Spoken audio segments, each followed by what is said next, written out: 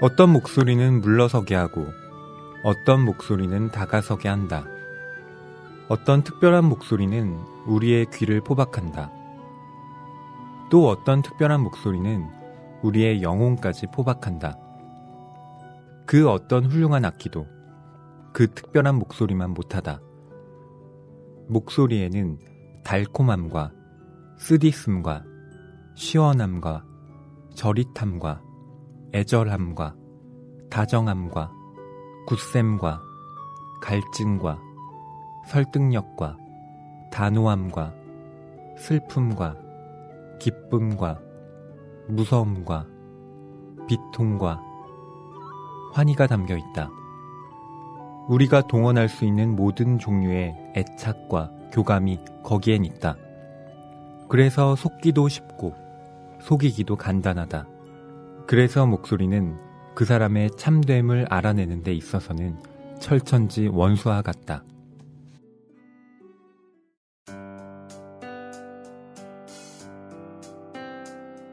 네, 오프닝에서 들려드린 글은요, 김소연 시인의 마음사전이라는 산문집에 실려있는 글 중에 일부를 읽어드렸습니다. 네, 저도 김소연 시인의 마음사전 손에 꼽는 제가 좋아하는 책 중에 하나인데 네. 이렇게 오프닝에서 만나게 돼서 반갑습니다. 예, 목소리라는 항목입니다. 네. 이 마음사전이라는 책이 김소연 시인이 어떤 단어들에 대해서 네. 자기 나름대로의 정의를 내린 것을 모은 책이죠. 네. 마음에서 일어난 가역작용이라고 책의 서두엔 써 있는데, 마음에서 그 사전적 정의를 내린 것들을 이제 문장으로 정리한 그런 책이죠. 네, 그렇습니다. 저희가 이 목소리로 오프닝을 시작한 것은 이유가 있습니다. 네. 오늘 다룰 소설에서 바로 그 목소리, 그러니까 말이 어떻게 변하는 그런 설정의 소설을 저희가 다룰 예정이기 때문이죠. 네. 제가 아주 길게 목소리에는 달콤함과 쓰디씀과 뭐 이런 식으로 네. 열거를 해서 말씀을 드렸잖아요. 시원함과 저릿함과 애절함과 다정함과 굳셈과 갈증과 설득력과. 네, 되게 길더라고요. 네, 많이 있습니다. 그런데 정말 말에는 이런 게 다 담겨 있다고 저는 생각하거든요. 경환 씨가 보기엔 어떠세요? 마치 표정처럼 네, 말에도 뉘앙스가 있고, 그 작은 뉘앙스가 지금 우리가 나열한 것보다도 더 많은 감정들을 담고 네, 있죠. 그렇습니다. 네. 이렇게 말의 표정, 목소리의 얼굴이라고 경환 씨가 또 말씀을 해주셨는데요. 네. 오늘 저희가 다룰 소설은 정용준 작가의 바벨이라는 네. 장편입니다. 저희가 본격적으로 이 책에 대해서 이야기를 나누기 전에 지난 방송과 댓글 얘기 좀 네. 나누고 가겠습니다. 네. 지난 방송에서 저희가 황정은 작가의 계속해 보겠습니다. 네. 했잖아요. 혹시 주변의 피드백 들어보셨나요? 글쎄요, 언제나 그렇듯이 저희가 녹음하러 오는 오늘 이 전날 밤에 올라오기 때문에 너무 짧죠, 네. 그 기간이. 그렇죠. 네. 저 혼자 듣고 오기도 벅찬 재밌게 듣고 왔습니다. 나름 그날 굉장히 많이 떠들었다고 생각해서 걱정을 하고 있었는데 방송이 재밌더라고요. 네, 어제 재밌게 들었지만 이제 잠을 늦게 자는 부작용이 좀 있었습니다. 네, 오늘 저희가 또 아침 10시 네. 반부터 네. 모였잖아요. 아침에 모였어요. 네, 한층 수척해 보이십니다. 네, 점점 수척해 가고 있는 것 같긴 해요. 요즘 책을 읽는 건 좋은데 뭐랄까, 경환 씨의 생명력을 갉아먹은 것 같아서. 그러니까 저는 늘 다짐하거든요. 책을 읽는 생활과 뭐 낭만 서점을 이렇게 진행하는 생활을 통해서 아침형 인간으로 거듭나리라. 네. 그냥 일주일에 한 번 그 힘든 스케줄을 소화하는 거에 불과하지 않더라고요. 저 자체를 바꿀 수는 없더라고요. 네, 저는 그냥 살던 대로 살고 있는데 뭐 어쩔 수 없죠.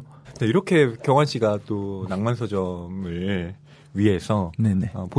본인의 건강까지 해쳐가면서 댓글 소개도 좀 해드리죠. 네, 댓글을 살펴보는 시간, 또 즐거운 시간입니다. 재밌는 댓글들이 좀 있는데요. 8번째 파도님입니다. 절름발이가 범인이고 브루스 윌리스가 귀신이고 세 번째 여자가 에미 쿵쿵쿵 하셨습니다. 이분은 네. 정말 전 아이디부터 심상치 않았어요. 네. 이 8번째 파도가 그 7번째 파도 패러디군요. 네. 그래서 그 새벽 3시 바람이 부나요 후속작 그렇죠. 본인이 읽으셨고 내가 에미의 정체가 누군지 밝히겠다라는 것을 이거 진짜 스포일러네요? 그렇죠. 그러니까 물론 저는 안 읽었습니다. 안 읽어서 모르겠는데요. 아무래도 세 번째 그런가 보네요. 진짜 이국적으로 생긴 에미가 네 이분은 선물 못 드리겠네요. 지금 저희 발언으로 인해서 네. 혹시 에미의 정체가 궁금하셨던 분들 환상이 다 깨지신 거잖아요.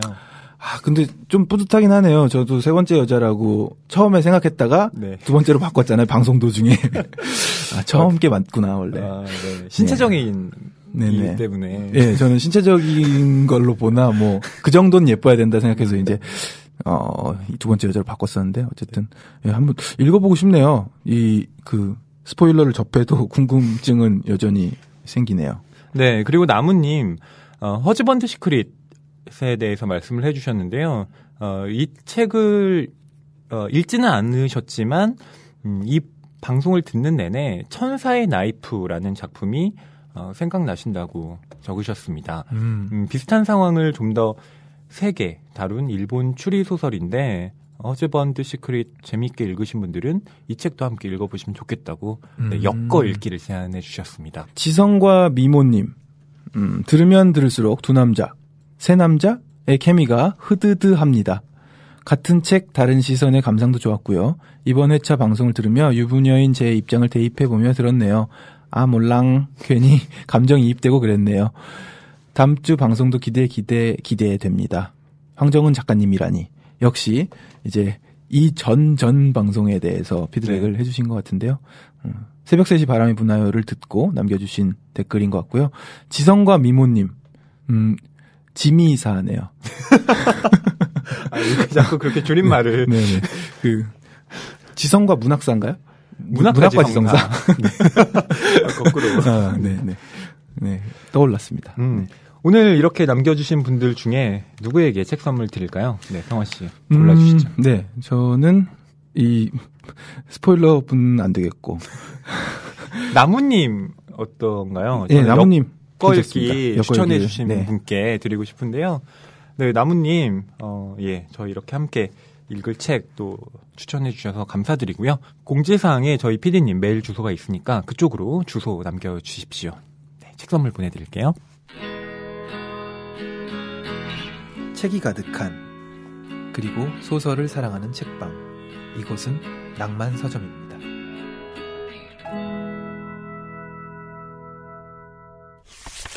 네, 그럼 저희 바벨 시작해 보겠습니다. 네, 먼저 바벨의 작가인 정용준 작가님에 대해서 좀 말씀을 드리겠습니다. 젊은 작가예요. 네. 1981년 광주에서 태어나 조선대학교 러시아어과를 졸업하고 같은 학교 대학원 문해창작과를 나오셨습니다. 2009년 현대문학의 단편 굿나잇 오블로가 당선되어 작품 활동을 시작하셨고 소설집 가나 그리고 장편 바벨을 쓰셨네요. 네. 그렇습니다. 저희가 오늘 정용준 작가님 모시기로 했잖아요. 네. 이 오늘 잠시 후에 만나는 거죠. 그렇습니다. 아직 녹음실에는 안 오셨어요. 네. 저희가 오전에 지금 먼저 바벨에 대한 이야기를 하고 네. 오후에 이제 작가님 모시고 여러 가지 이야기를 나눠보자. 네. 이런 스케줄인데요. 네네. 방송에 아무래도 좀 제약이 걸리지 않을까 싶은 생각도 들지만 아직 안 오시는 상태에서 하니까 이야기도 나눠보고요. 경환 씨 비판할 건 하고 가겠다라는 결연한 의지가 아니요, 전혀 그런 건 아니고요. 그냥 읽는 동안도 네. 이분을 만난다고 생각하면서 읽으니까 네. 좀 설레는 마음으로 읽었어요. 네. 좋습니다. 네, 정용준 작가님 여러분 기대해 주시고요. 정용준 작가님의 첫 번째 장편 소설 바벨 줄거리 소개는 제가 해드리겠습니다. 바벨은 얼음의 나라 아이라라는 프롤로그로 시작합니다. 입 밖으로 발화된 말이 모두 얼음으로 변하는 곳, 이 아이라의 신비한 이야기를 접하고요. 말더듬이 소년인 노아는 원대한 꿈을 갖게 됩니다.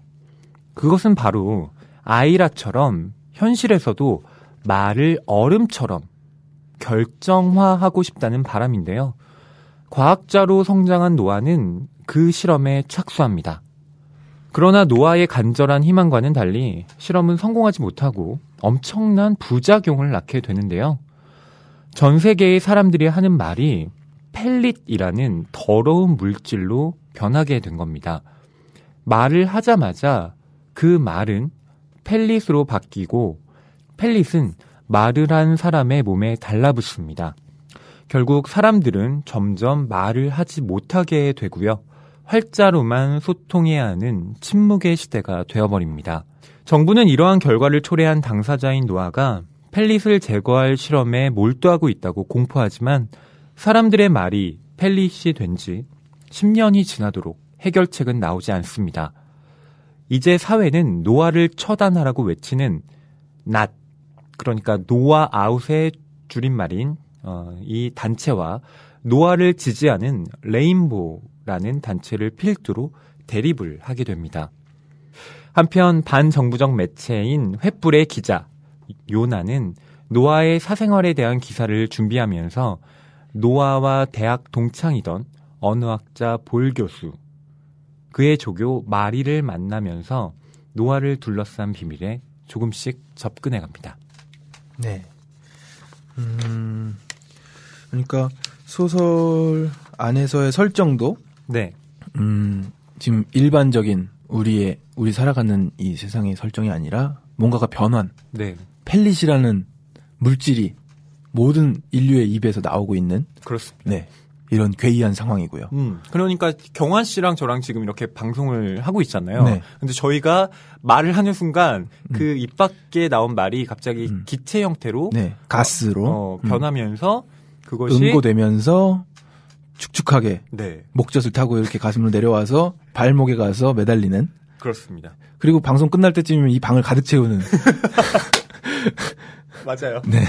그래서 이제 책에서 그런 얘기가 나오죠. 예전에 뭐 옥상에서 떨어진다든지 뭐 목을 매달고 죽는다든지 하는 네. 방식의 자살 방식은 예전 것이 되었다. 이제는 그냥 방 안에서 혼자 말 주절주절하면 그게 자살이 되는 거죠. 그렇죠. 네. 펠릿이 점점 차오르면서 질식하게 되니까요. 네. 아, 이 펠릿이라는 것. 저는 설정 자체가 좀 흥미로웠습니다. 네. 그러니까 보통 종말론에 대한 서사는 꽤 있잖아요. 뭐 네. 소설이나 영화라든가. 그래서 그걸 보면서 아, 이렇게 미래가 암울해지면 어떡하지? 우리는 어디로 가야 하나? 이런 것들 고민하게 되고요. 뭐 인터스텔라도 대표적이죠. 네. 지구가 황폐해지니까 네. 다른 곳으로 이주하는. 어렸을 때는 그런 만화 영화 있었던 것 같아요. 2020 원더키디? 원더키드였나? 맞아요. 네. 원더키디. 네. 아, 맞. 네. 그 만화에서 나오는 그 미래의 모습이 너무 어둡고 그쵸. 보랏빛이고 네, 그랬었는데.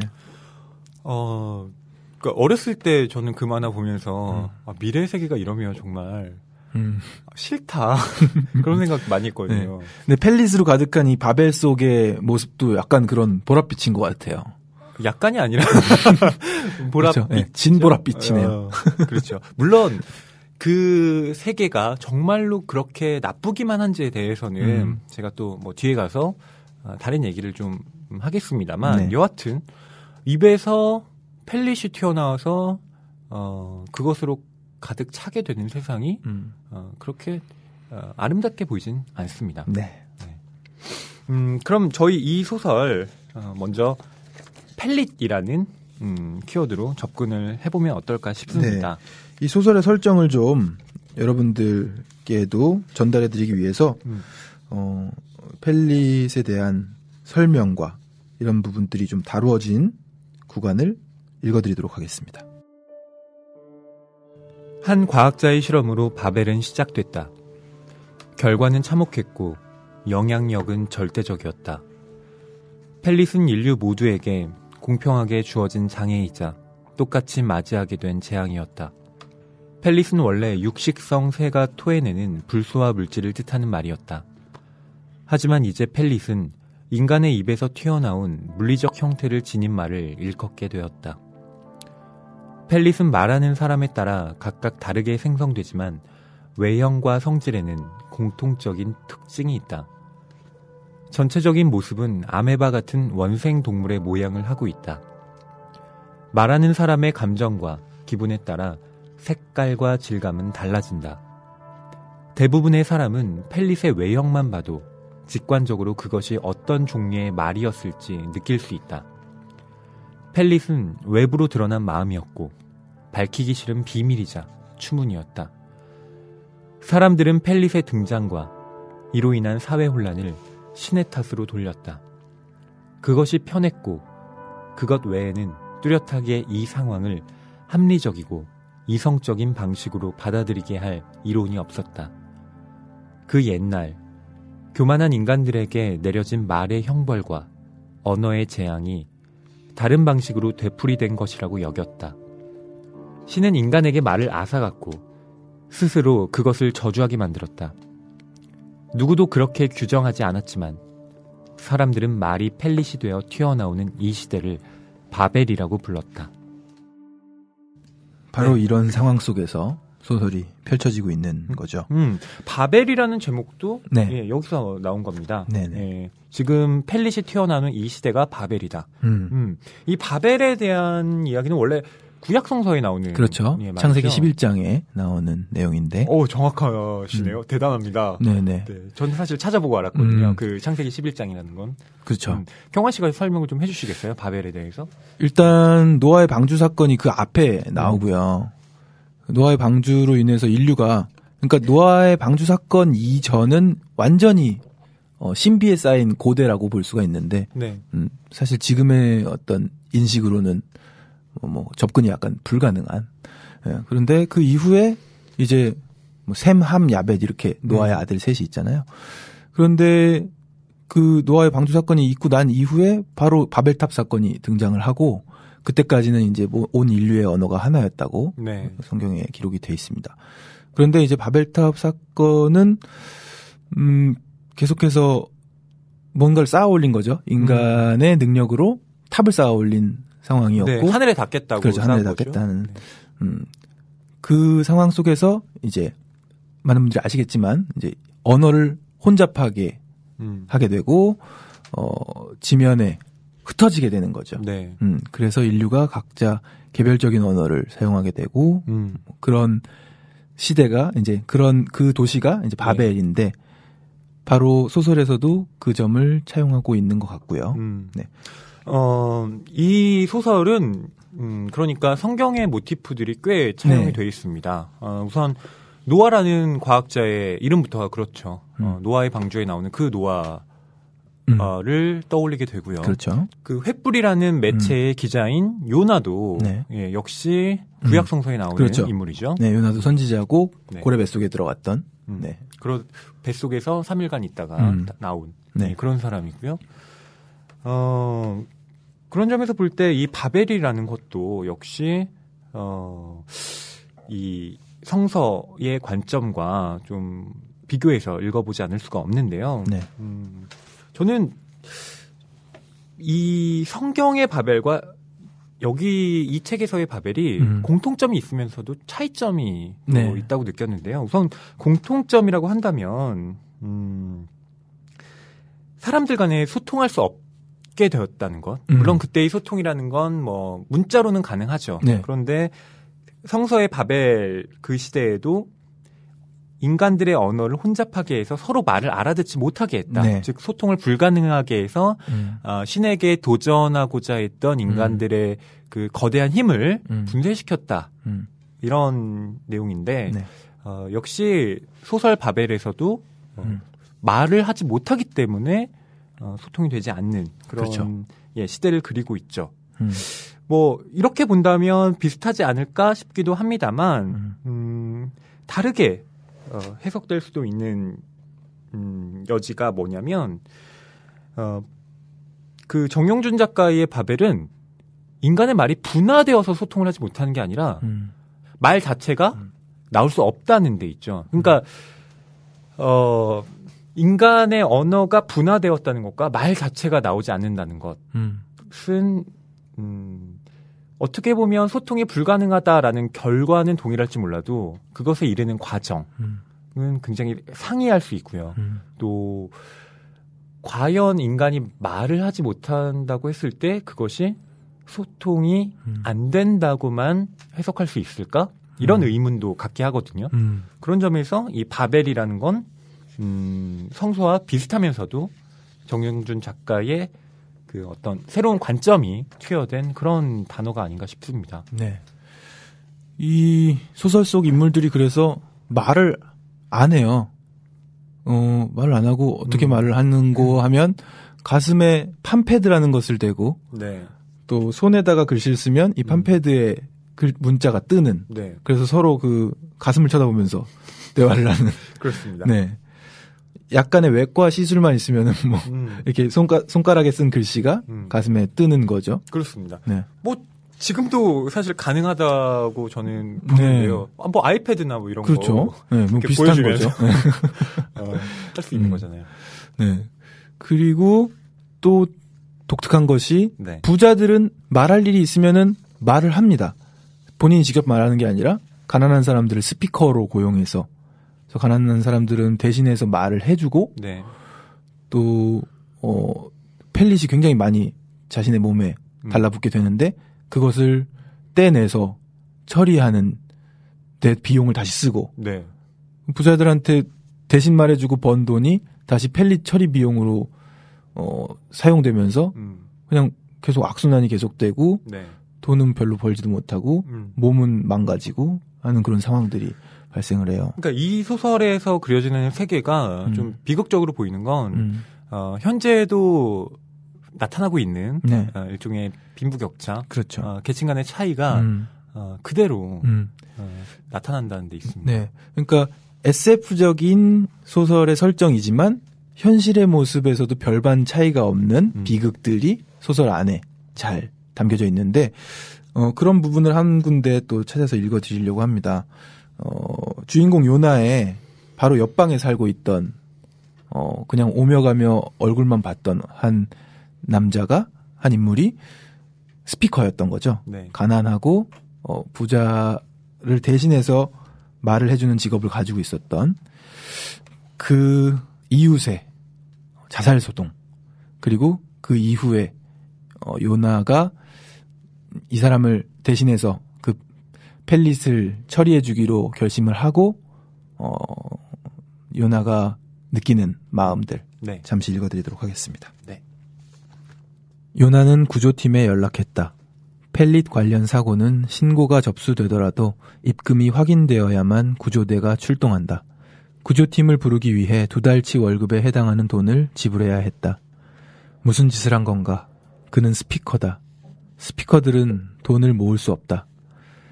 나는 그 돈을 버린 것과 마찬가지다. 어리석은 짓을 하고 말았다. 펠릿을 끌고 다니는 스피커들의 발목은 작은 충격에도 부러질 정도로 형편없이 약해져 있고 비정상적인 자세를 오랫동안 유지한 탓에 척추는 조금씩 변형돼 있다. 기적적으로 돈을 모은다고 해도 결국 병원비와 약값으로 빈털터리가 되고 만다. 설상가상으로 정부는 지속적으로 펠릿 처리 비용을 인상하고 있다. 이것은 개인의 노력으로 해결될 문제가 아니다. 요나는 스피커들이 안고 있는 고통의 문제에 대한 정부의 대책 마련을 주장하는 기사를 횃불에 여러 번 실었다. 스피커들에게 할당하는 펠릿 수거 봉투를 늘려줄 것과 할당량을 초과한 사람이 구입하는 봉투값을 내려줄 것.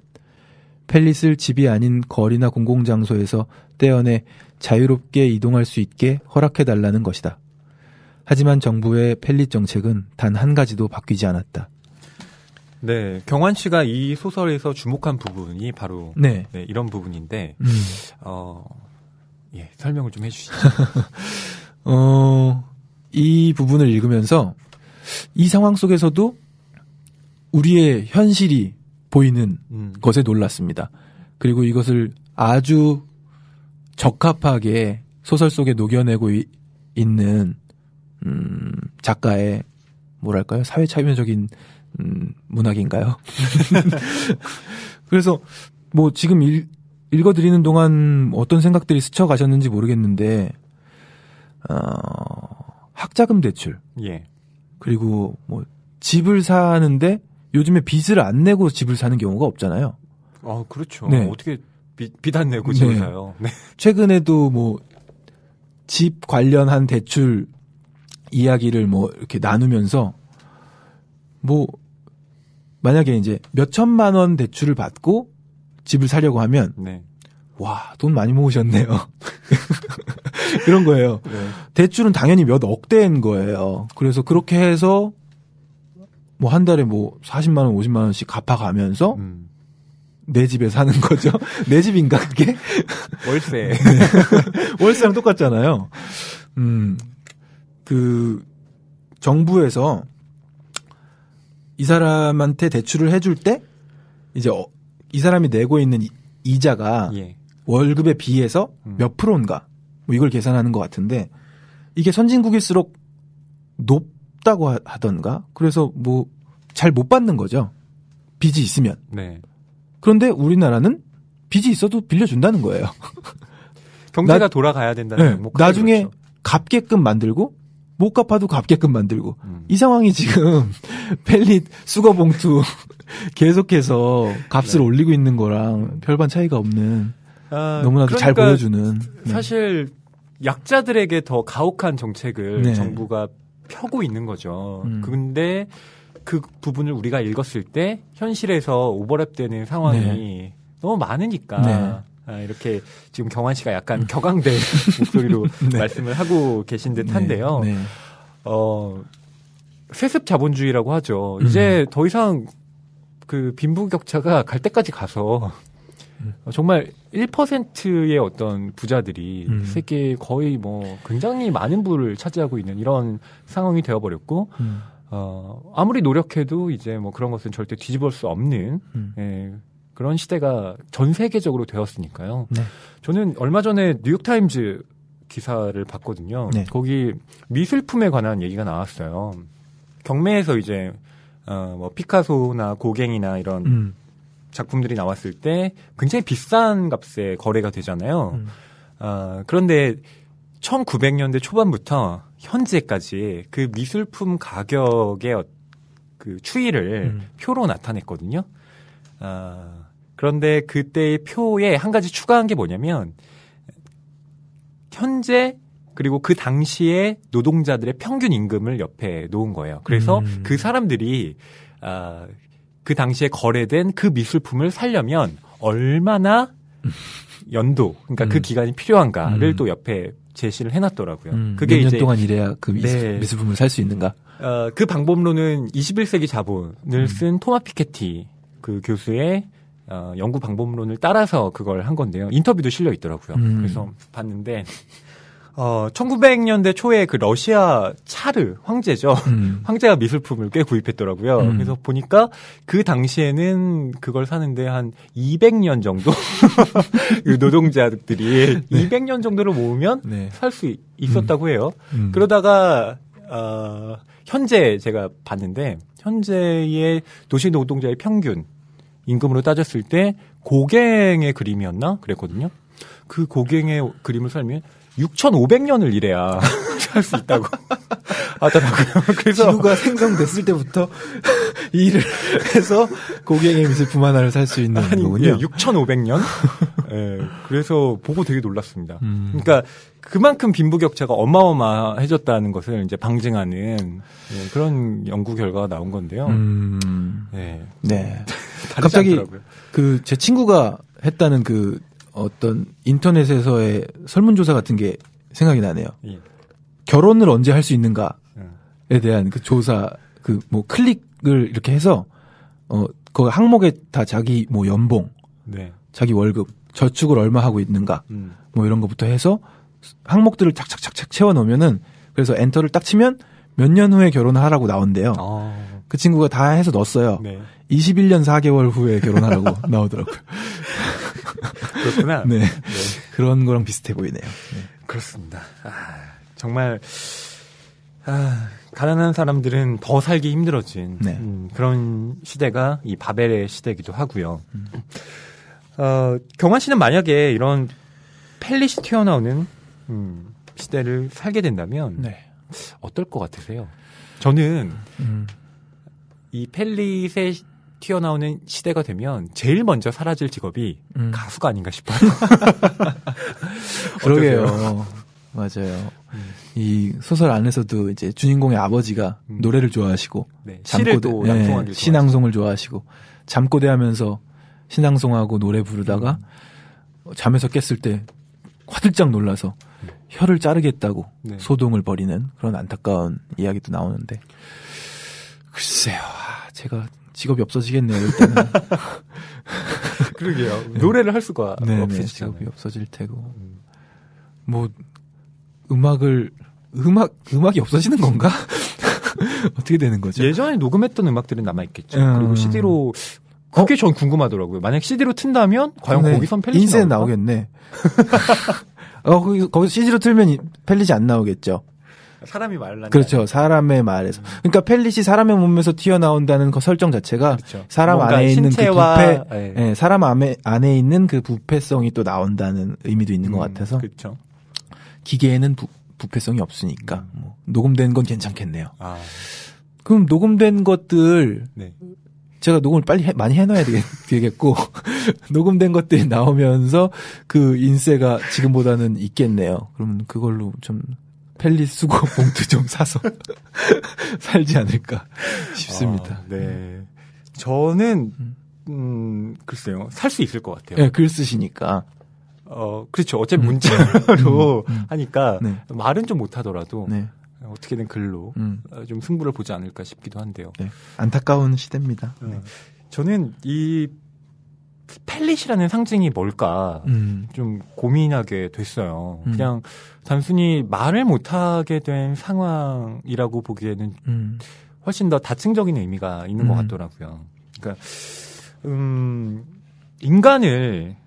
인간이게 하는 조건을 신문하게 하는 장치가 아닌가라는 생각을 했거든요. 그러니까 말이라는 게 인간에게 얼마나 중요한지에 대해서 새삼 일깨워주는 장치가 아닌가 싶은데 제가 좀 이런 이야기를 드리고 싶습니다. 또 철학도 앞에서 이런 얘기 하기가 부끄럽기도 한데 뭐 아닙니다. 저는 철학도가 아니게 되었습니다. 아닙니다.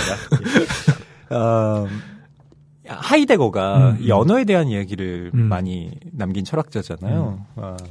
이 하이데거가 아리스토텔레스의 견해를 참조하면서 이 유한성과 언어로 신과 인간과 동물을 구분한 그런 글이 있습니다. 네. 거기에 보면 신과 인간과 동물이 구분되는 지점이 명확하게 나오는데 이렇습니다. 첫 번째는 신은 무한하고요. 언어를 가지고 있다는 것입니다.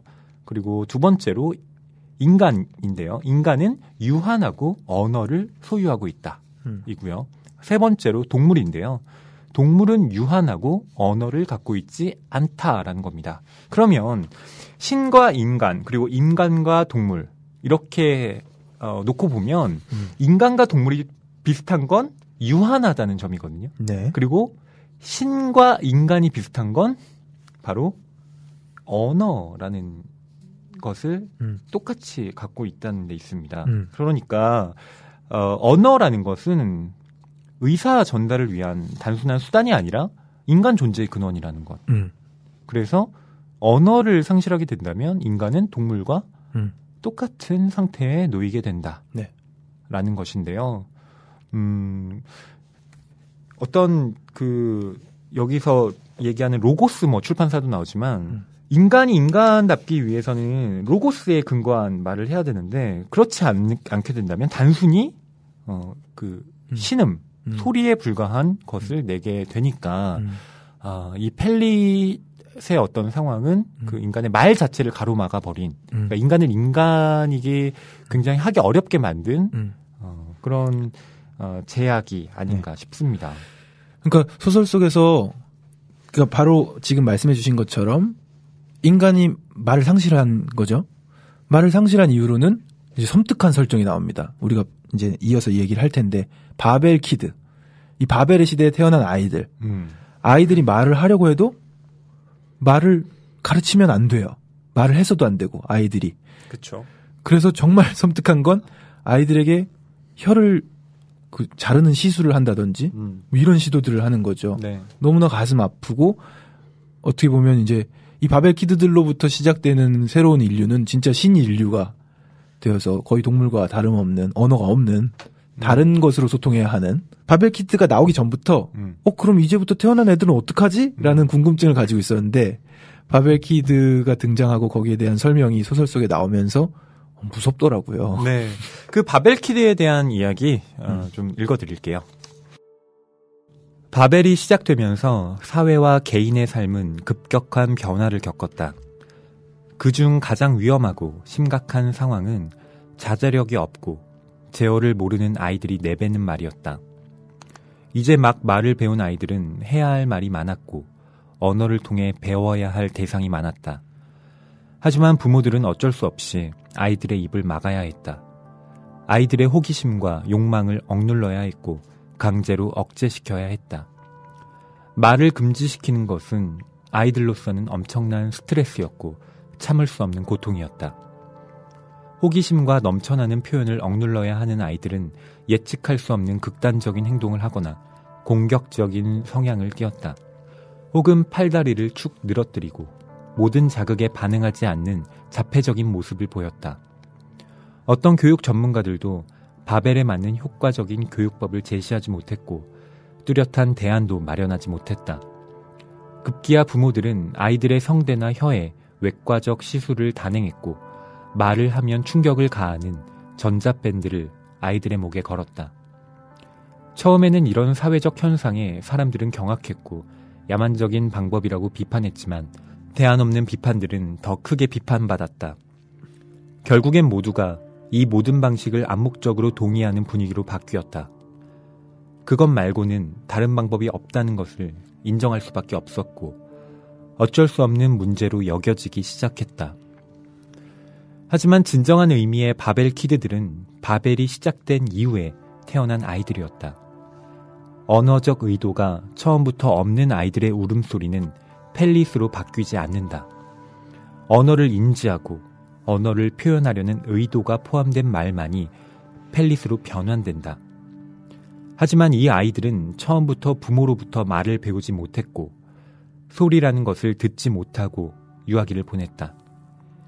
아이들은 말을 할 수 있는 나이가 되어도 소리를 전혀 내지 않았다. 그들은 독보적이고 전혀 다른 경향이 있는 신인류였다. 바벨 키드들은 부모조차 의도와 표정을 읽어낼 수 없는 불가해한 존재였다. 뭔가를 지시하고 글자를 알려줘도 돌아오는 반응이라곤 텅 빈 삭막한 시선뿐이었다. 네, 무섭습니다. 네, 이런 바벨 키드, 말이 금지당한 아이들. 네, 그 바벨 키드 이 구간을 자세히 읽어보니까 두 종류네요. 바벨이 시작된 이후에 네. 이제 이미 태어나 있었는데 그때부터 말을 억제당한 아이들이 있는가 하면 바벨이 아예 시작된 이후에 태어난 아이들. 그렇습니다. 이 아이들은 순하지만 희귀동물처럼 느리게 성장하고 무슨 생각을 하는지도 잘 모르겠고 네. 이렇다는 거죠. 여기서 참조할 수 있는 것이 이제 문자 언어, 음성 언어에 대한 이야기일 텐데요. 네. 저는 좀 이 언어도 두 가지로 분할을 해서 봐야 할 필요가 있다고 생각해요. 그러니까 정확하게 이 바벨에 대해서 이야기를 한다면 사람들이 언어를 잃어버린 것이 아니라 말을 잃어버린 거거든요. 그렇죠. 그러니까 음성 언어를 잃은 거죠. 네. 문자 언어는 남아 있습니다. 네. 그런 점에서 인간이 완전한 동물로 전락했다라고 보기는 어려워요. 그런데 이 음성 언어라는 것이 그 문자 언어로는 감당할 수 없는 어떤 그 영역들이 존재하고 있다는 것. 그것을 이야기한 사람이 월터 제이 옹이라는 학자가 있습니다. 구술 문화와 문자 문화라는 책에서 이런 이야기를 합니다. 목소리로 된 말은 소리라는 물리적인 상태로 인간의 내부에서 생겨나서 의식을 가진 내면, 인격을 인간 상호 간에 표명한다. 그러므로 목소리로 된 말은 사람들을 굳게 결속하는 집단을 형성한다. 한 사람의 화자가 청중에게 말을 할 때 청중 사이에 그리고 화자와 청중 사이에도 일체감이 형성된다. 이렇게 말을 합니다. 그러니까 이 음성 언어라는 것이 단순히 소리가 아니라 사람들의 어떤 유대감을 형성하는데 매우 중요한 역할을 한다는데 이 사람의 강조점이 있는 거거든요. 그런 점에서 볼 때 어떤 인간의 결속이 사라질 수밖에 없는 그런 시대를 지금 그렇죠. 바벨키드들이 또 의미하고 있는 것이 아닌가. 네. 음성 언어는 사라지는데 문자 언어는 존재할 때 과연 문자 언어를 바벨키드들이 배울 수 있을까요? 뭐 배울 수는 있죠. 그러니까 저는 여기서 좀 중요한 부분이 있다고 생각하는데요. 제가 바벨키드에 대해서 동물처럼 느리게 성장했다. 그러니까 물론 그럴 수 있다고 생각합니다. 그런데 이게 약간 이제 위험한 발언일 수도 있는 게 뭐냐면 이 책의 그 뒤에 해설에도 좀 나오지만 여기서 보면 언어를 잃은 바벨키드들의 삶은 인간의 것으로 느껴질 수 없다.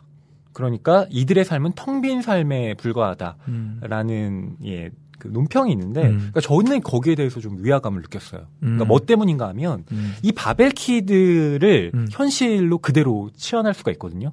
그들이 누구냐면 바로 선천성 청각 장애인들입니다. 그러니까 그들은 소리를 듣지 못하기 때문에 말을 할 수 없죠. 근데 생각해보면 바벨키드들과 그 선천성 청각 장애인들의 경우에 삶의 조건 자체는 다르지 않아요.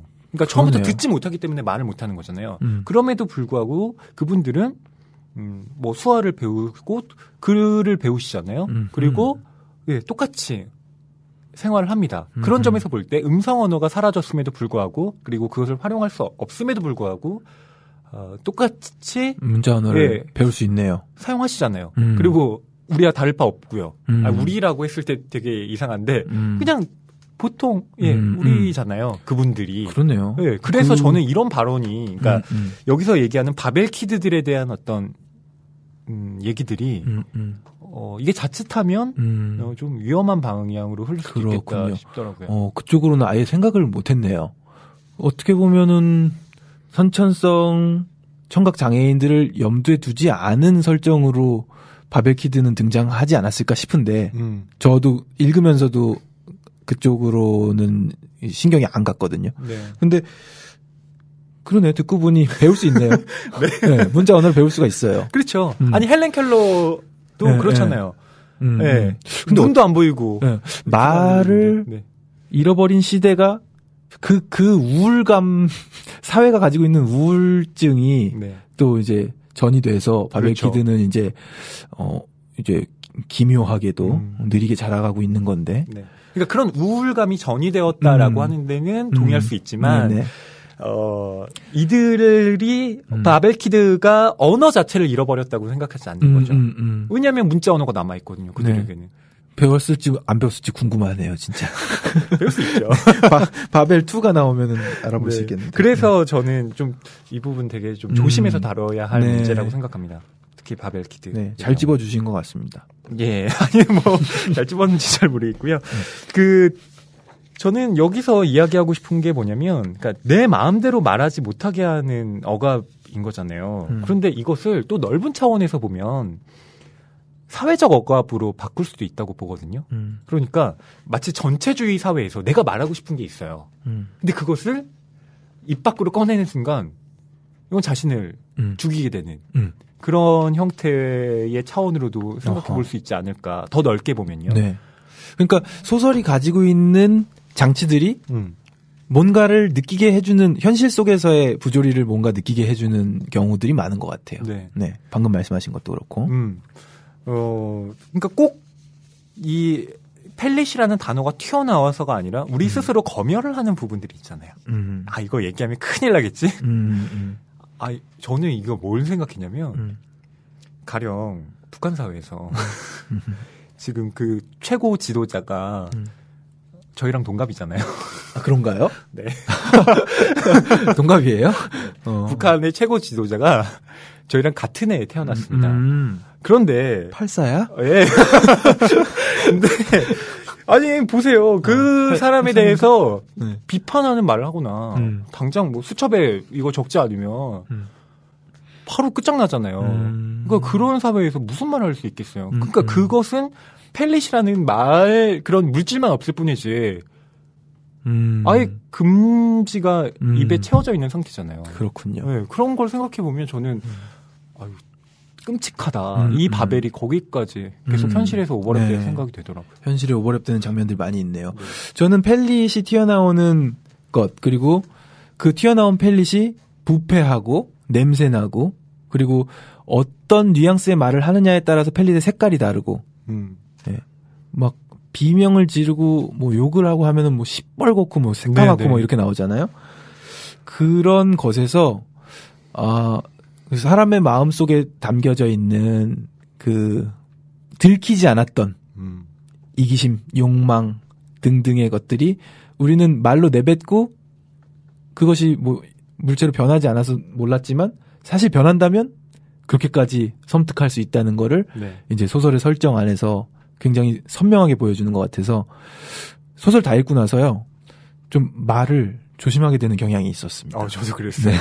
아이고, 펠릿 튀어나오면 난 굉장히 더럽겠는데. 네. 지금 방금 내가 뱉은 말은 무슨 색깔이었을까를 네. 생각하면 그렇게 아름다운 색깔은 많지 않은 것 같은 예, 반성도 하게 되고요. 내면을 네. 반영하잖아요. 네. 펠릿이. 그러니까 제가 그냥 일상적으로 집에서 아내와 대화를 할 때도 이게 뉘앙스가 지금 색깔이 무슨 색깔이었을까요? 약간 껄렁한데요? 약간 어두운 색으로 갔겠죠, 벌써. 예. 아직 아무 단어도 얘기하지 않았는데. 느껴졌어요. 네. 그래서 말이, 그렇게 펠릿으로 나왔을 때 내 발목에 붙어 있을 펠릿을 생각하면, 네. 그런 것들을 환기시켜준다는 것 자체가 좋은 작품이라고 생각합니다. 그렇죠. 네. 자기 자신을 성찰할 수 있게 되는. 반성하게 해주고요. 네. 바로 그 내면을 반영한다는 점에서 이 펠릿이 그렇게 부정적인 기능만을 하는가? 그렇지 않을 수도 있다는 것을 네. 지금부터 네. 말씀드리려고 합니다. 그런 내용을 이제 소설 속에서도 주장하는 인물이 바로 볼 교수의 딸로 밝혀진 마리죠. 네. 이 마리 등장할 때부터 심상치는 않았습니다. 소설에서 등장하는 거의 유일한 젊은 여자. 네, 젊은 여자. 그래서 저는 주인공과 요나와 뭔가 러브라인이 네, 펼쳐지지 않을까 했는데 역시나. 네. 그렇죠. 있었어야 됐습니다. 필연적이었던 것 같아요. 그럼요. 아니 뭐 이런 시대에 사랑도 없으면 어떡해요. 네. 끔찍하죠. 그녀가 쓴 본질과 진실의 언어, 펠릿이라는 글을 좀 요약해서 말씀드릴게요. 말은 인간의 가장 탁월한 소통의 도구라고 스스로를 속이지만 실제로는 인간의 내면을 배신한 껍질에 불과합니다. 우리는 이제 모두 똑같은 조건을 나누어 가졌습니다. 더 이상 다른 조건의 차이로 인한 비교도, 열등감도, 우월감도 가질 필요가 없어졌습니다. 이것은 바뀐 운명이고 인류의 새로운 조건입니다. 이것을 의심 없이 받아들여야 합니다. 말이 사라졌다는 것은 인간에게는 슬픔일 수는 있으나 인간을 제외한 모든 것에게는 축복입니다. 동물에게는 말이 없습니다. 그들의 행동과 울음, 그리고 표정이 곧 말입니다. 이들의 말은 인간의 말과 달리 언어의 불일치가 없습니다. 내면과 외면이 나뉘어 있지 않습니다. 만약 인간에게 이렇게 다양하고 복잡한 언어가 없었다면 말하지 않아도 가능한 방식인 직관과 침묵이 지금보다 훨씬 더 발전되었을 것입니다. 우리에게도 원초적인 언어의 상태로 돌아갈 수 있는 기회가 생겼습니다. 어리석음의 역사를 지우고 진정한 소통의 세계로 진입할 수 있는 시대가 열렸습니다.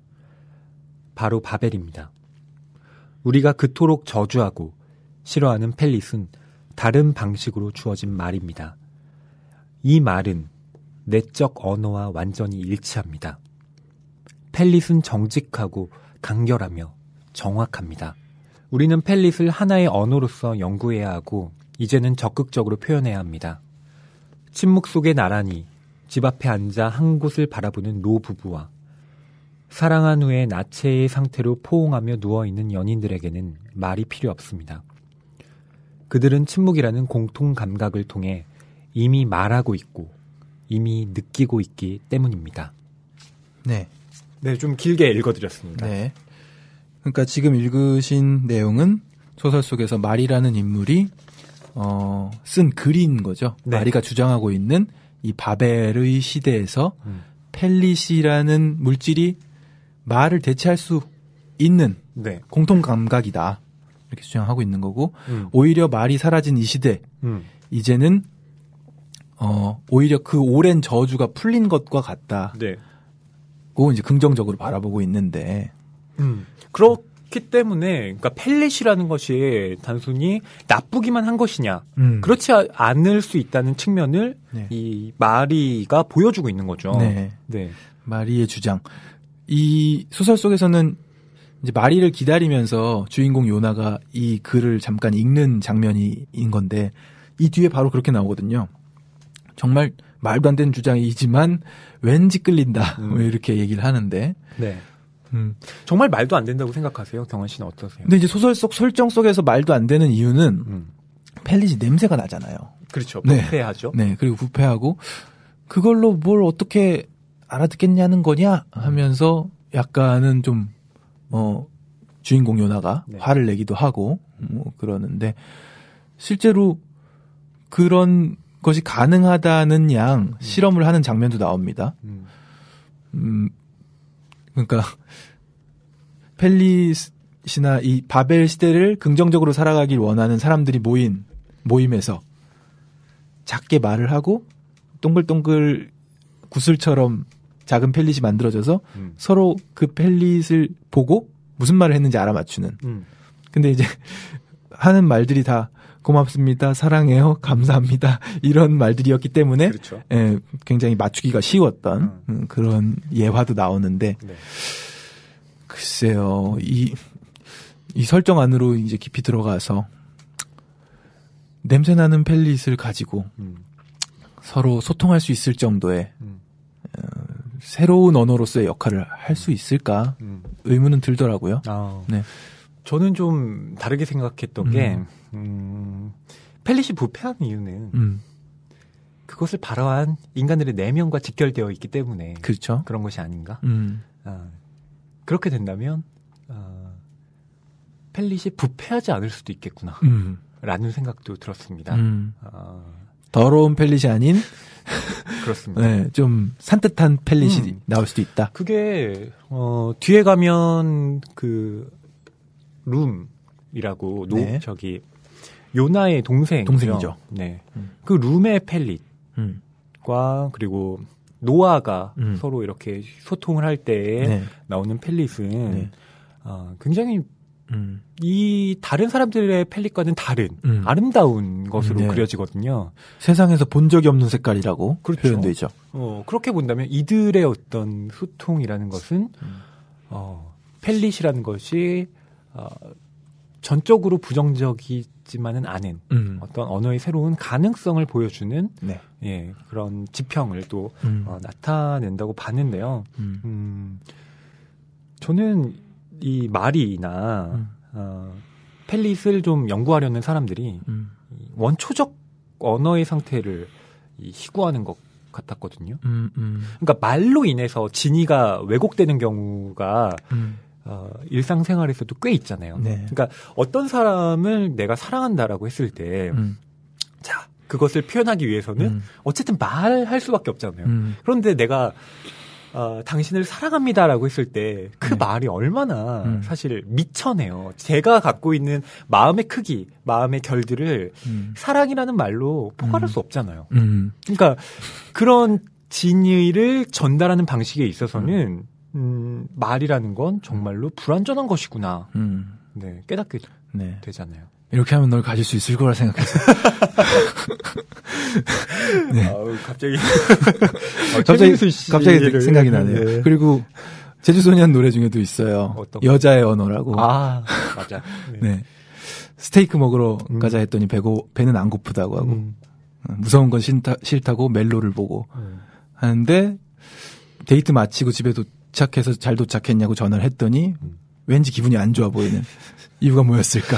그렇죠. 여자의 언어 알 수가 없다. 뭐 이런 노래도 있는데 네. 네. 말은 오해를 낳고 예. 그 오해 속에서 우린 풀려났다. 이 바벨의 시대 오히려 새로 시작하자. 이런 주장이었습니다. 지금 마리의 글이. 그렇죠. 그러니까 기표는 기의에 닿지 못하고 언제나 미끄러진다. 뭐 이런 식의 뭐 언어학적 명제도 있고요. 사실 그건 이제 뭐 정신분석학자, 네. 뭐 락강 같은 경우의 사람들이 그런 얘기를 했거든요. 그러니까 말로 표현됐을 때 어쨌든 기표의 형태인 거잖아요. 그런데 우리가 담으려고 하는 그 의미에 항상 닿지를 못한다. 계속 쭉 미끄러져 내리는 거죠. 그런데 어떻게든 인간은 그것을 통해서 그 의미에 닿으려고 하는 허망한 몸부림 대신에 펠릿이라는 것, 내 내면을 직접적으로 드러내는 그 젤리 같은 것으로 소통을 한다면 훨씬 더 직접적인 형태의 네. 교류가 될 수 있잖아요. 그렇죠. 거기서 다시금 또 돌고 도는데 문제되는 것은 네. 그 펠릿이 부패한다는 거. 냄새 난다는 네, 거. 주로 부패한 것만 나온다는 거. 그래서 그렇죠. 인터넷이랑 좀 비슷한 것 같아요. 인터넷이요. 인터넷이 개발됐지 않습니까? 그래서 우리는 세계 각국에 실시간으로 대화도 나눌 수 있고 정보도 공유할 수 있고 한데 그래서 인터넷이 나쁜 게 아니잖아요. 인터넷은 좋은 거잖아요. 근데 인터넷은 부패해 있죠. 사용하는 인간에 의해서. 네. 어디 접속만 해도 그냥 보고 싶지도 않은 광고가 그냥 주르륵 달리고 하는 것처럼. 그러니까 그런 과학기술에 대해서 어떤 가치 판단, 이것이 좋다 나쁘다를 그 자체에 대해서 내리긴 힘들 것 같고요. 그러니까 그것을 이제 사용하는 그렇죠. 예, 주체의 문제에도 네. 봉착하게 되는 주체인 거죠. 인간이 말을 사용함으로써 펠릿은 부패하지 않은 펠릿도 나올 수가 있는데도 불구하고 그렇죠. 대부분의 펠릿이 부패해서 사람을 무기력하게 만들고 우울증에 빠지게 만드는 그런 펠릿들이 나오고 잘 사용하라고 만들어 놓은 인터넷에서 오래 하고 있다 보면은 무능해지고 부패해지고 무기력해지는 효과가 있는 그런 면에서 좀 접점을 찾았습니다. 네. 그러시군요. 네. 저는 이 마리의 글을 읽으면서 네. 또 떠오른 생각이 선불교에서 이야기하는 할 이런 거 있잖아요. 아세요? 몰라요. 그 선불교의 할 뭐 이런 이야기가 떠올랐는데요. 뭔가요? 스승과 제자가 이 대화를 나눌 때 제자가 스승에게 묻습니다. 스승님, 도란 무엇입니까? 이렇게 물어보면 그 스승이 할 이러는 거죠. 조용히 해라. 그러니까 할이 뭐 이렇게 그 말을 이제 잊지 못하게 하는 일종의 그 호통 같은 거거든요. 그러면 그 제자가 깜짝 놀랍니다. 아 이게 뭔가. 근데 이제 그런 공안에 대해서 해석을 이제 하거든요. 근데 그게 뭐냐면 어떤 진리에 대해서 이야기하려고 할 때 그것을 언어화하는 순간 본래의 진리가 훼손된다는 거예요. 그러니까 도란 무엇입니까? 라고 했을 때 그것을 도라고 말하는 순간 이미 그 도는 그 도가 아니게 된다는, 마치 도가도 비상도. 그러니까 도를 입 밖으로 꺼내는 순간 그것은 도가 아니게 된다는 그런 것과 맞닿아 있는 거죠. 그래서 저는 선불교에 좀 관심이 있어서 그런 거에 좀 찾아봤거든요. 그래서 보면 되게 재밌습니다. 스님, 뭐 도대체 뭐 인생이란 무엇일까요? 뭐 가령 제자가 이런 걸 물어보면 스님이 이렇게 대답합니다. 뭐 할도 있고요. 차나 마셔라. 도 있고요. 그다음에 가만히 손가락으로 달을 가리킵니다. 그런다거나 아니면 갑자기 몽둥이로 그 제자를 막 때립니다. 네. 거기 다 의미가 있는 거죠. 그러니까 그게 굉장히 어려운 건데, 그런 식으로 진의가, 왜곡되는 것을, 막으려는, 그런 시도가 아닐까, 네. 생각이 드는데요. 그러니까 이런 거예요. 자, 가령 수박을 모르는 사람에게 수박을 알려줄 수 있는 가장 좋은 방법이 뭘까요? 자, 수박이라는 과일이 있어요. 수박 먹어보는 건가요? 그렇죠. 그러니까 수박에 대해서 수박은 동그랗고 거기 겉에는 초록색으로 되어 있는데 검은 줄무늬가 있단다. 그리고 안에 씨가 있어. 이렇게 이야기를 해줬을 때 물론 가끔 씨 없는 것도 나온단다. 그렇죠. 형태는 이야기해줄 수 있지만 네. 본질을 모르잖아요. 근데 그렇죠. 수박을 먹이는 순간 알게 되는 거죠. 알게 되죠. 그러니까 아무 말 없이. 먹이게 하는 것. 이게 도에 가깝다라는 게 아닐까 싶어요. 칸트도 좀 생각나네요. 칸트가 이제 신학과 철학을 완전히 분리해 놓은 철학자로 좀 유명한데, 이야기할 수 없는 것에 대해서는 이야기를 하지 않겠다. 그게 이제 칸트의 물자체라는 개념이죠. 네. 네. 그래서 그렇게 분리를 해버린 그 것과 도가도 비상도와 조금은 맞닿는 것 같은 기분을 느끼네요. 네. 갑자기 네, 서양 동양에서. 네. 네. 서양 철학과 동양 철학이 잠깐 만났습니다. 네. 네. 그러니까 그게 바로 이제 공통감각이라는 것을 저희가 또 말하기 위해서 그러한데요. 이 마리의 글에 대해서 요나가 이렇게 주목하게 된 것이 바로 공통감각입니다. 네. 이 공통감각이라는 것. 침묵이 공통감각일 수 있고, 한데, 여기서 요나는 가장 육체적인 방식으로 그것을 깨닫게 됩니다. 전 이 부분이 과연 그렇구나 네. 싶더라고요. 이 메말은 원더키디와도 같은 보랏빛 도시에 한 줄기 사랑이 싹 트는데요. 네. 네. 그 장면은 꼭 좀 또 읽어드려야 되겠습니다. 이게 그러니까 노골적으로 얘기하면 성의 장면인데 그 성의 장면이 이렇게 깊은 교감을 나눌 수 있구나 하게 만드는 그런 대목입니다. 요나는 마리의 입술이 움직이는 방향으로 입술을 따라 움직이며 마리의 말을 따라했다. 공통감각. 마치 마리가 뱉어낸 공통감각이라는 언어를 자신의 입속으로 집어넣으려는 것 같았다. 둘의 입술은 단단하게 맞물린 극이 다른 자석처럼 떨어지지 않았다.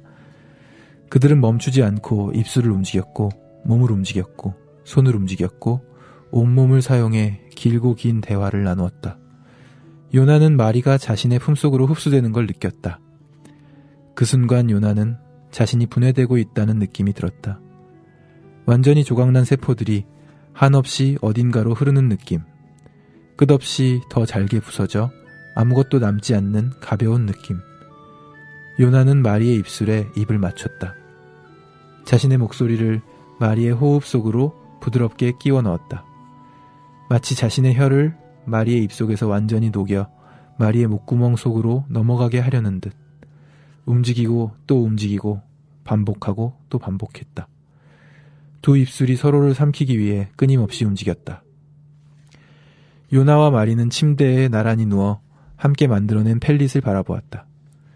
침대 시트와 이불, 양탄자가 깔려있는 바닥, 나무로 만들어진 작은 협탁, 요나의 등과 종아리, 마리의 머리카락과 어깨, 각기 다른 색깔과 무늬와 형상을 가진 펠릿들은 열매처럼 열려 있었고 잠든 포유류처럼 평화롭게 누워 있었으며 막 죽은 노인처럼 고요했다.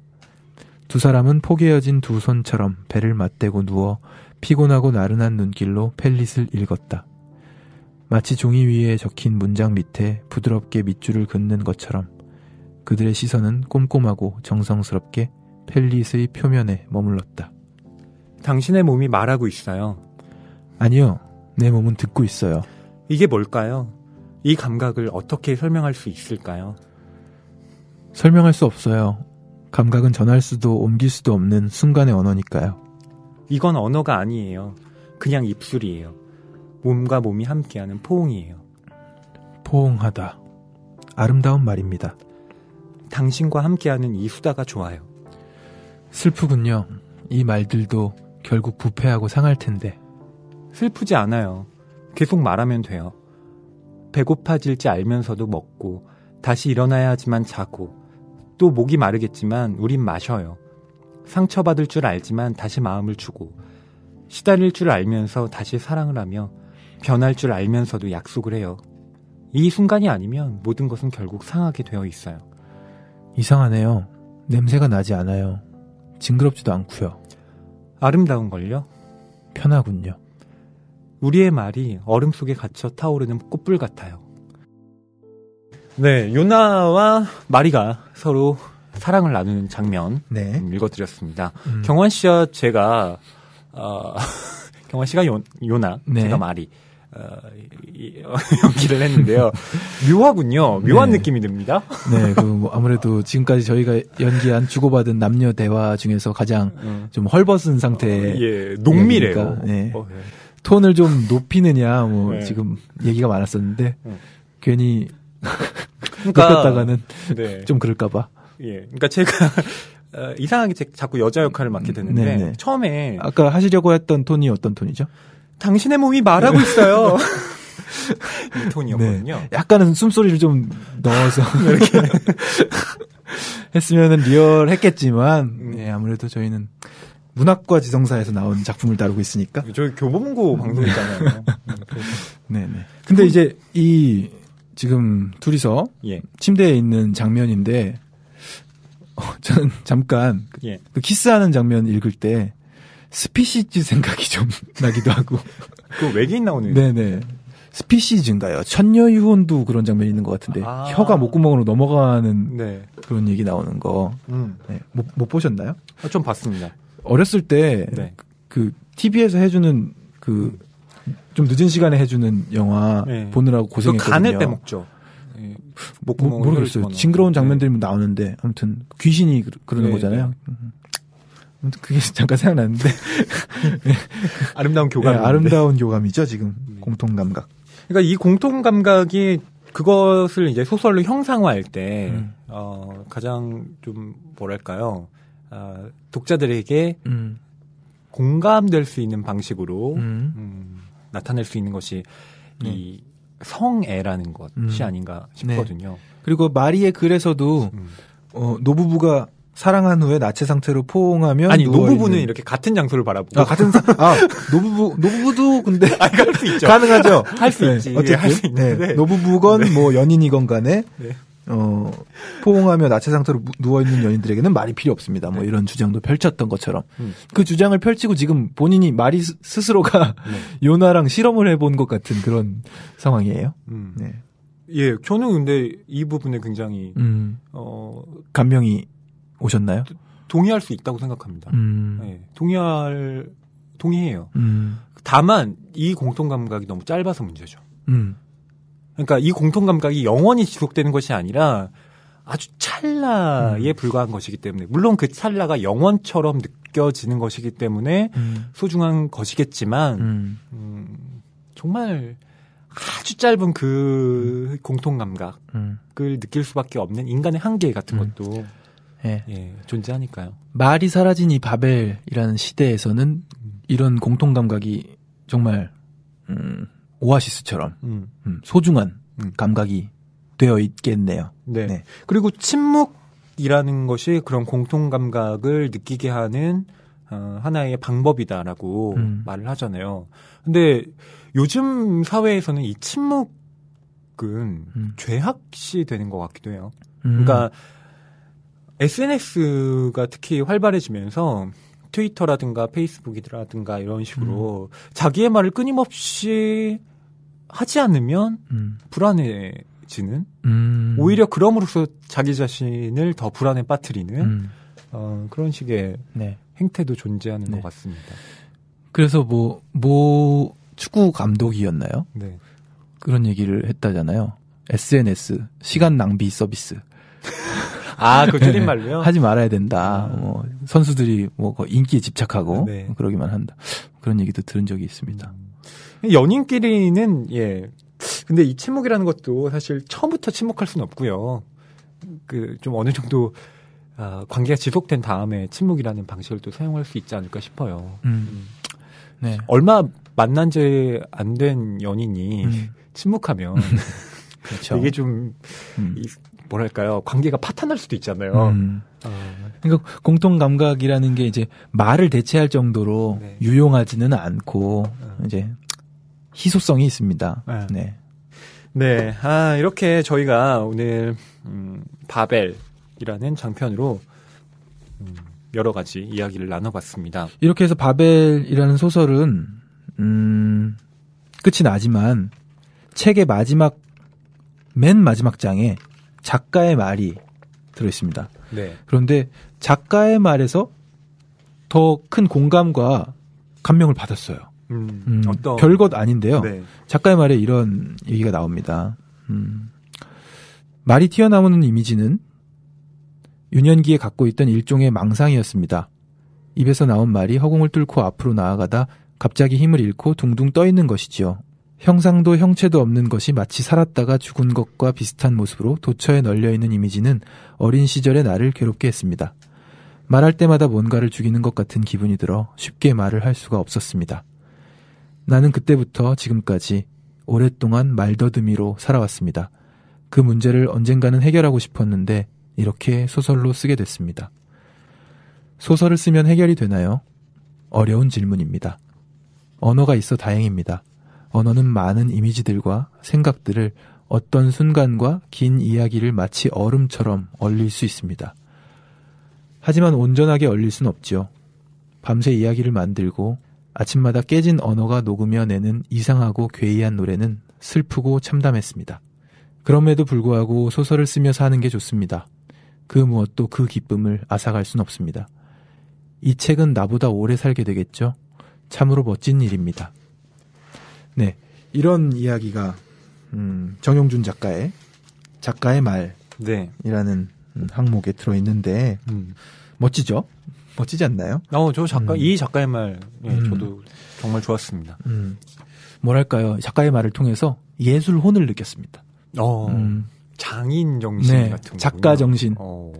그리고 공감대도 좀 느꼈고요. 그러게요. 경원 씨도 또 음악 작업하시는. 뭔가를 만들어 나가는 과정에서 물론 지금 작가님이 하신 말씀처럼 다음날 다시 들어본 내 노래 속에서 엄청난 자괴감을 느끼는 그런 경우가 있기도 하지만 반대의 경우도 전 좀 있었어요. 밤에 곡 작업을 막 해요. 뭔지도 모른 채로 하늘에서 뚝 떨어진 것처럼 녹음을 해두고 자고 일어나면 무슨 노래였는지 기억이 안 나요. 그런데 딱 틀어봐요. 그러면은 어디서 듣도 보도 못한 노래가 갑자기 선물처럼 주어진 것을 보면서 기쁠 때도 있죠. 그래서 아무튼 그런 공감대가 이 작가의 말을 읽으면서 느껴졌고요. 그분이 오셨군요. 네. 그리고 이제 이 글은 저의 경우엔 이 노래는 나보다 오래 살겠죠. 참 멋진 일입니다. 멋진 일이죠. 그러게요. 네. 그 글은 나보다 오래 살 것이다. 마치 인생은 짧고 예술은 길다를 네. 다르게 변형한 말 같기도 하고요. 호랑이는 죽어서 가족을 남기고 네. 사람은 죽어서 이름을 남긴다. 네. 뮤지션은 죽어서 노래를 남기고 네. 그러게요. 네, 그래서 아무튼 여기서 받았던 이 가슴 벅찬 감동을 좀 나누어 보면서 또 다음 이 시간에 이어질 작가님과의 대담도 기대를 하자는 의미에서 작가의 말을 조금 읽어드려봤습니다. 네. 저희가 지난주에는 황정은 작가의 계속해보겠습니다를, 그리고 이번 방송에서는 정용준 작가의 바벨이라는 작품, 연속해서 한국 장편 2권을 다뤘는데요. 네. 경환 씨 어떠셨나요? 저번에는 언어의 질감에 대해서 말씀하셨잖아요. 제가 그렇게 어려운 얘기를 했나요? 언어의 밀도 이런 얘기를 하셨고요. 이번에는 어떠셨나요? 일단은 제가 드리려던 말씀은 이제 부담된다. 어떤 부담이요? 작가들이 지금 연희에서 정용준 이렇게 끝났던 것 같은데. 네, 연희문학 창작촌에서 아마 쓰신 그래요? 작품일 거예요. 그러니까 근처에 계시다는 얘기잖아요. 네, 어쨌든 네. 뭐 그런 느낌도 좀 있고요. 그런데 이제 함께 같이 고민해 나가고 뭐 아까 뭐 부동산 얘기도 했고 학자금 대출 얘기도 했고 또 하지 못한 얘기도 좀 있어요. 네. 다음 주에 작가님 오시면 더 디테일하게 여쭤보려고 하는데 우리가 함께 살아오면서 겪은 격동의 시기들, 네. 그 가슴 아픈 현실들이 반영된 이것은 정말 한국 문학에서밖에 찾을 수 없지 않나. 저는 오늘 방송에서는 사실 언급을 할 수 없었지만 예. 네, 다음 시간에 작가님과 함께 하려고 네, 아껴주셨군요. 네, 아껴뒀는데 예. 마음이 많이 아팠습니다. 바벨을 읽으면서 네. 특히 뒷부분에서 예. 그리고 그 도시와 관련해서 저도 사연이 있고 예. 하기 때문에 그런 이야기들은 이제 다음 주로 미뤄두고요. 우리네 삶 느껴지지 않았나. 한국 문학에서 느낄 수 있지 않나 생각했습니다. 그 장소성이란 게 있잖아요. 네. 그러니까 거기서밖에 느낄 수 없는. 그러니까 이 남한이라는 사회를 살아가면서 우리가 다른 외국인들에게는 말로 설명할 수 없는 네. 체감하는 부분들을 한국 소설들이 담아내고 있잖아요. 네. 그런 부분들이 읽는 사람으로 하여금 동시대성, 더 나아가서 이 시대의 장소성을 함께 공유하게 만드는 네. 그런 지점이 있지 않나 싶습니다. 네. 네. 주변 사람들에게 한국 문학 읽으라고 좀 널리 네. 홍보해 주세요. 저는 특히 이 바벨이라는 작품은 들고 다니면서 홍보했어요. 오, 네. 네. 뭐 만나는 PD님들한테도 얘기하고 네. 뭐 그랬습니다. 예. 다른 뮤지션들께도 네. 뮤지션들 책을 읽으려나 모르겠네요. 저는 이거 요조 씨가 또 좋아할 것 같기도 해요. 저는 요조 씨 노래 생각났거든요. 우리는 선처럼 가만히 있는 거. 그때의 그 공통 감각 느낌. 그게 또 통하는군요. 그렇습니다. 네, 그럼 저희 다음 시간에 정영준 작가님과 함께 돌아오겠습니다. 네, 다음 이 시간에 다시 만날게요. 안녕히 계세요.